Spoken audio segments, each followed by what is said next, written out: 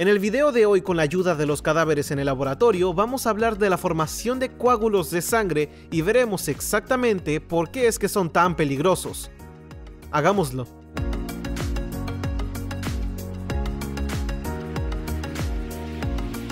El nombre correcto de un coágulo de sangre es trombo y se compone de tres diferentes elementos. El primero son las plaquetas o trombocitos. Estas son células muy pegajosas que forman integralmente la estructura del coágulo.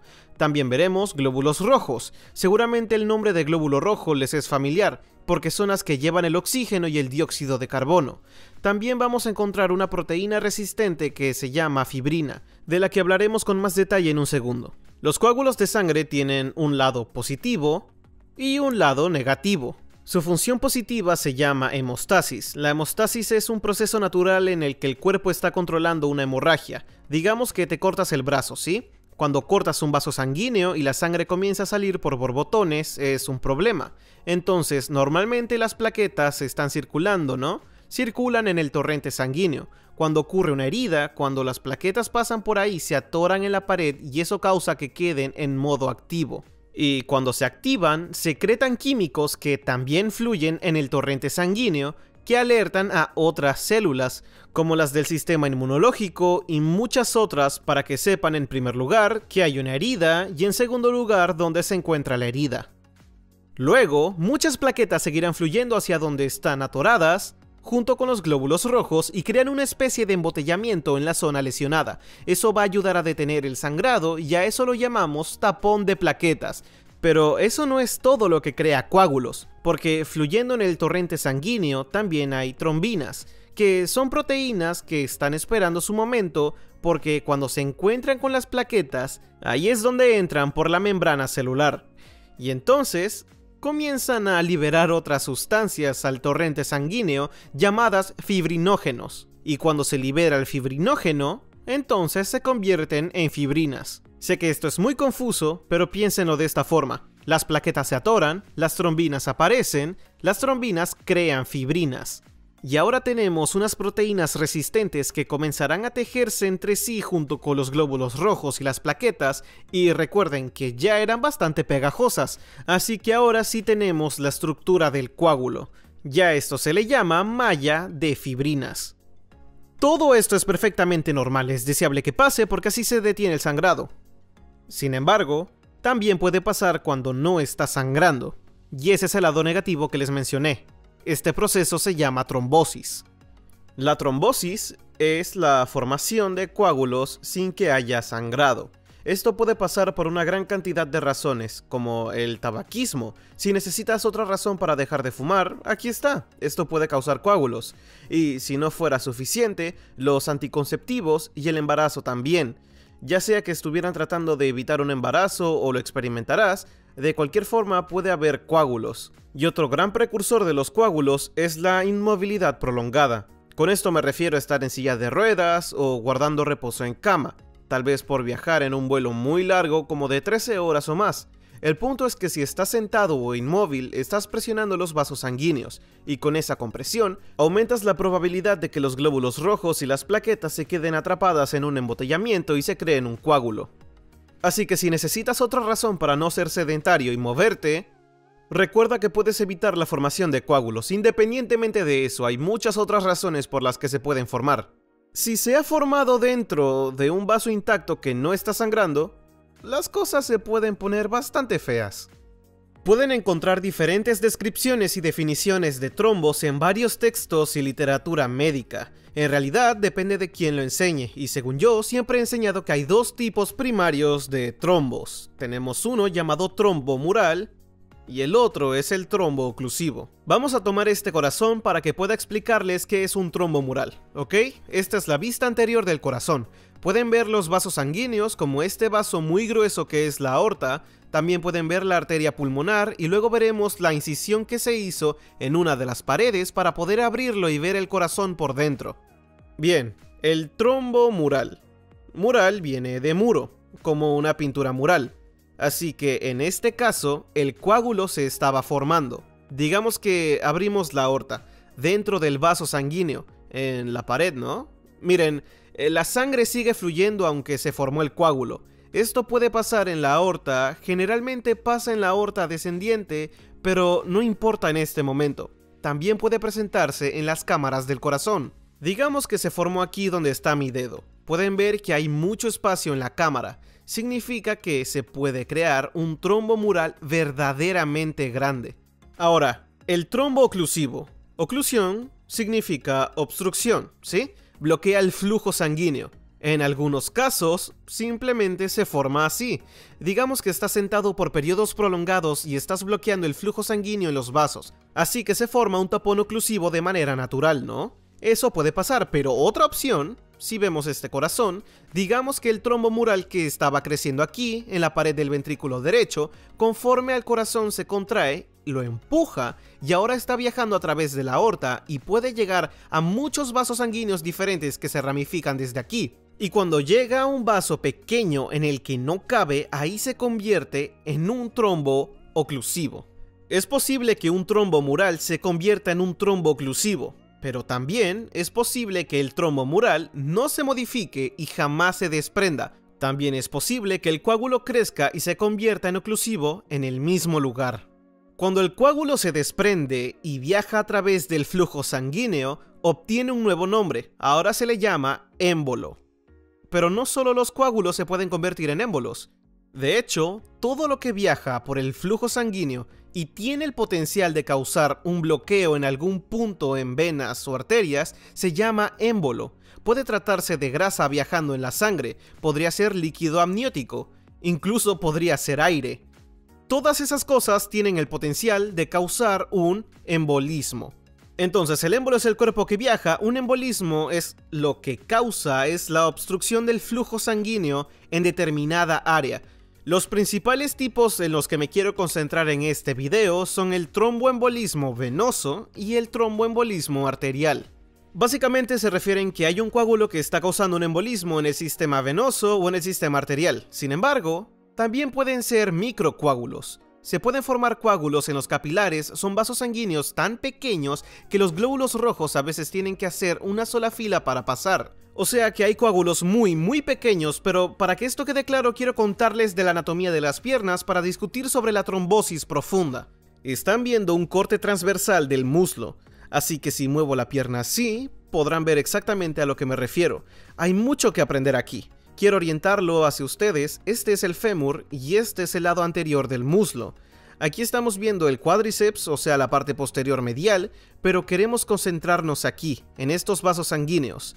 El vaso más grueso que estoy señalando es la arteria femoral y junto a ella, a ver si puedo señalarlo por aquí. Ok, es un poco difícil, pero aquí está. Esta es la vena femoral. Como pueden ver, también tenemos la arteria femoral profunda y la vena femoral profunda. Estamos hablando de una trombosis venosa profunda. Esto ocurre, sorpresa sorpresa, en las venas profundas. O sea, si miran con atención, tenemos algunas venas superficiales en todo el cuerpo, pero estas venas profundas son muy importantes, sobre todo cuando se trata de la parte inferior de la pierna. Esto también puede pasar en los brazos, pero es mucho más común verlo en la pelvis y en las piernas. Si padecen una trombosis venosa profunda, sufrirán mucho dolor y sensibilidad porque está inflamado. El área se enrojece y pueden sentir más dolor cuando se pone un poco más de peso. Por eso muchas personas no quieren levantarse o moverse mucho cuando lo experimentan. También puede llegar a suceder que sufran de edema con fobia. Ocurre cuando la inflamación es tal que cuando se presiona, la zona se queda sumida. Otra vez, sorpresa, sorpresa. Bien, el riesgo es que se pueden crear émbolos, o sea, coágulos que se desprenden y viajan y muchas veces fluyen a través del sistema cardiovascular porque, si recuerdan, las venas llevan sangre de vuelta al corazón. Bien, cuando ya está dentro del sistema venoso y se vuelve émbolo, significa que se dirigirá al corazón, se instalará y creará un problema muy grave llamado embolismo pulmonar. Un embolismo pulmonar sucede cuando hay un bloqueo repentino o una oclusión de una arteria pulmonar. ¿Recuerdan la TBP, no? Es un coágulo que se desprendió, se hizo émbolo y ahora está viajando por el sistema venoso de vuelta al corazón. Y mientras viaja al corazón, miren bien, aquí lo tenemos, esta es la vista anterior del corazón y este es el ventrículo derecho. Lo que pasará es que se encontrará su camino hacia ese ventrículo, y sé que ahora no parece gran cosa, pero voy a cortar una pequeña ventana para permitirnos ver mejor. Cuando llega al ventrículo derecho, el ventrículo se contrae en un intento de enviarlo a los pulmones. Este es el pulmón derecho. Si miramos desde este lado, podrán ver los tubos bronquiales, ¿verdad? El sistema respiratorio se ramifica, pero si lo ven de cerca, podemos ver un montón de vasitos sanguíneos de cada lado, ¿verdad? Vamos a ver arterias pulmonares y venas pulmonares. Las arterias sacan la sangre del corazón, haciendo que llegue hasta los pulmones.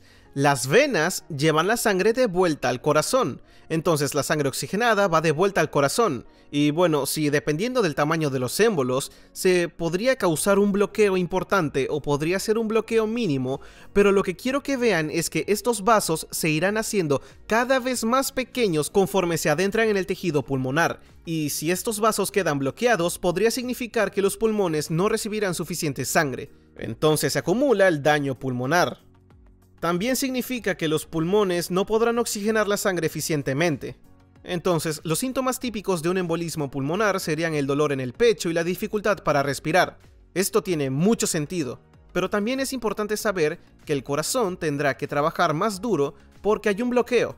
El corazón, la sangre debe regresar al corazón, ¿verdad? Entonces no puede y dirá, oh bueno, entonces tengo que trabajar más duro. Y comienza a aumentar el ritmo y la fuerza de las contracciones en un intento desesperado por hacer fluir la sangre.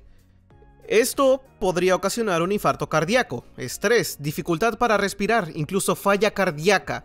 En casos severos de embolismo pulmonar, claro, se puede morir por un infarto al miocardio y obviamente ese es el problema más grave.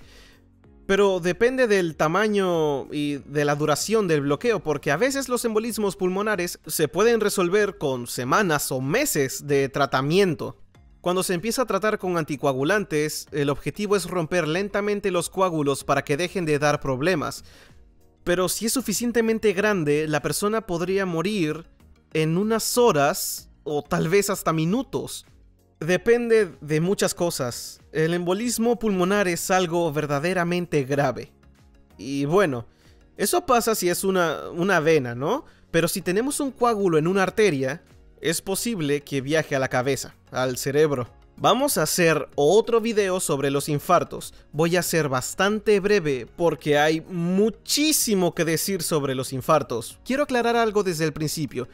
Y es que los coágulos como los que hemos estado viendo aquí no son la principal causa de los infartos. En realidad tenemos otras causas como cúmulos de grasa que pueden bloquear venas y arterias. Eso se conoce como ateroesclerosis o arterioesclerosis.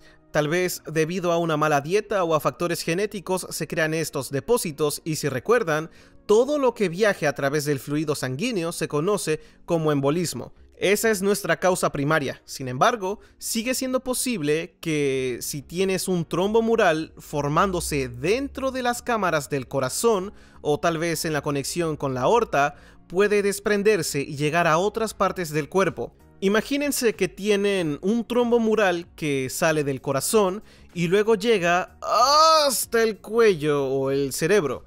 Entonces, lo que tenemos aquí son dos hemisferios cerebrales. Como pueden notar, hicimos algunas incisiones. Este fue removido por una estudiante durante uno de nuestros cursos de disección y la verdad creo que hizo un excelente trabajo, pero quiero que nos concentremos en todos los vasos sanguíneos que hay en la superficie del cerebro. Estos son vasos sanguíneos meníngeos. Y me gustaría aclarar algo, así no es como se ven típicamente los vasos sanguíneos durante el infarto. Sin embargo, esto nos puede ayudar a tener una imagen de cómo es el sistema vascular del cerebro. Y quiero que se imaginen toda la vascularización que está dentro del cerebro. Lo que ocurre en realidad, voy a rotar para que puedan ver la parte posterior del cerebro. Esta parte posterior conocida como lóbulo occipital.